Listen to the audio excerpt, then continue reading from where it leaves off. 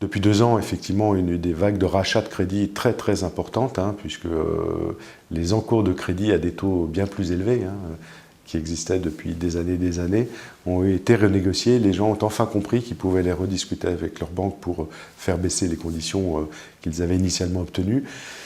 Et donc on a une énorme année l'année dernière, presque 40% des prêts immobiliers l'année dernière étaient du rachat de crédit, et cette année encore plus de 30% vont être des rachats de crédit.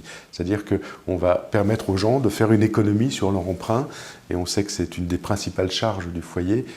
C'est donc pas négligeable que de pouvoir effectivement garder un peu d'argent dans sa poche, ou alors le réinvestir en faisant baisser la durée globale du prêt et donc son coût global. C'est donc encore cette année une grosse partie des opérations qui se justifient simplement puisqu'on atteint chaque mois encore des seuils de baisse de taux d'intérêt et qu'à un moment, on n'ira pas en dessous du sol.